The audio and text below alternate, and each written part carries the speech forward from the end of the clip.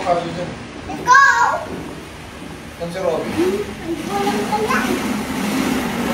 Hi, boy and girl! Dito, lapin natin dito.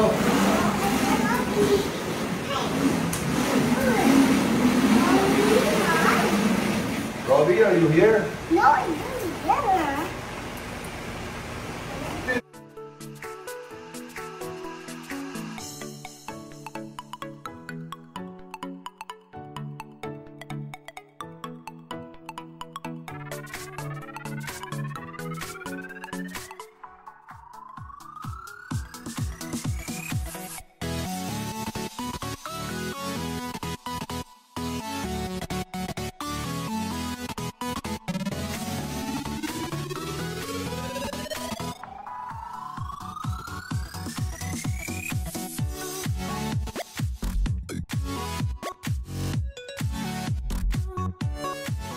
Mama mo walang pera. Mama mo mas walang pera.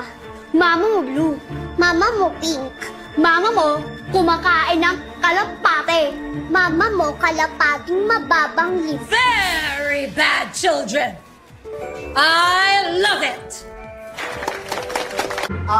Mataas ang chance na manalo ng sinusuportahan yung creator and cause. So let's boost your donation. Yes, wala mang score sa Hershey pero di natin alam. Napakadami ng follower na nagbibigay ngayon ng donation. Siya pa rin mananalo sa dulo. Yun ang plan. Ay, hindi naman ang isang point mo. Sige lang, hindi mo na mo. Tignan!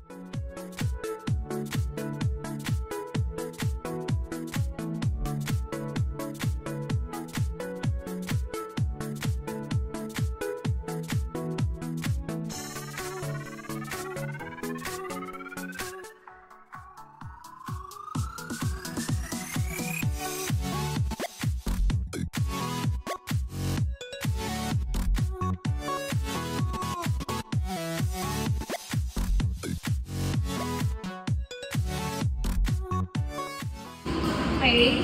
Lock natin lang mo. Lock. Okay, lock. Yeah. Wait lang!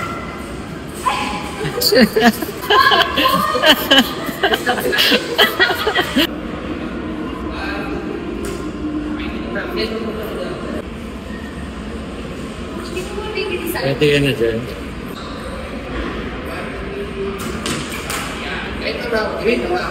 Galit mo. Ako lang ba yun? Kapag ako blue. Yan, patayin niya sa'yo. Yan o.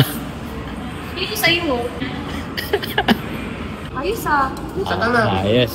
Para...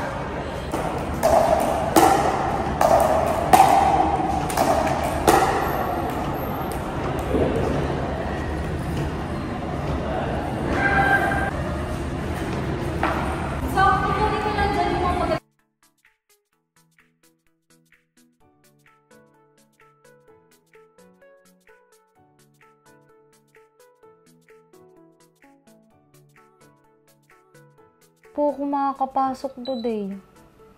Nagkasakit po kasi ako eh. Nandito nga po ako sa ospital.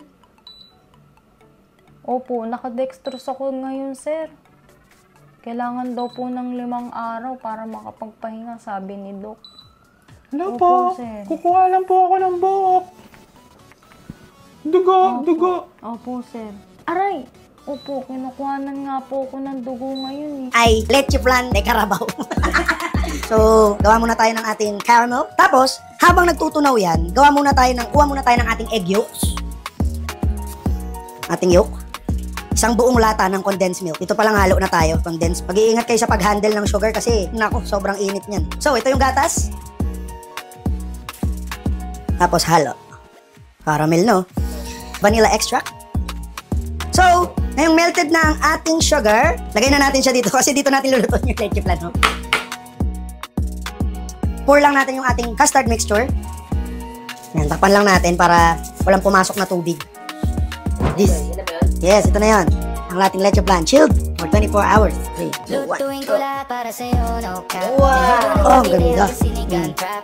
Simpleng ulam pero vibes ay mahal. Ikaw ang sangkap na di mapapantay. Sa kusina parang chef moves legit. Recipe ng puso ko, ikaw ang main dish. Bawang sibuyas, konting rekado. Tulad na love ko, laging bago. Hindi kailangan ng mamahaling timpla. Basta ikaw karat, sapat na. Pag nagluto ako may Kastas ng kalabaw mula sa Pampanga. Ang gagawin natin unang-una, kesong puti. Pero once magawa natin yung kesong puti, ilalagay natin siya sa French toast. 1 litro ng gatas ng kalabaw.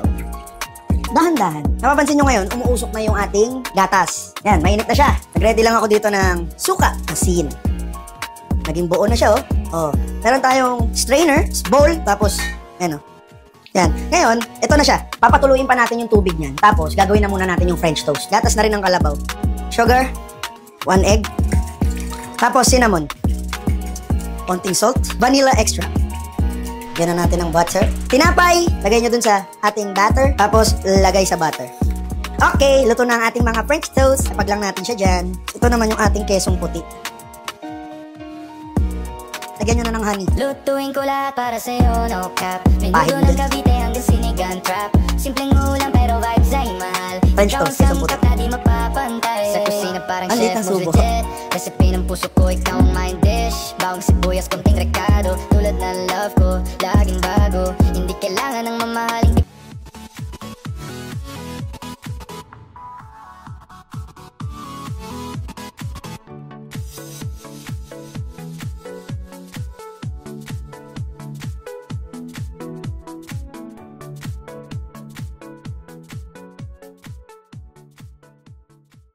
If you're not subscribed to Team Payaman, why not? Coconut Paknot. Subscribe now and ring the notification bell. Gago!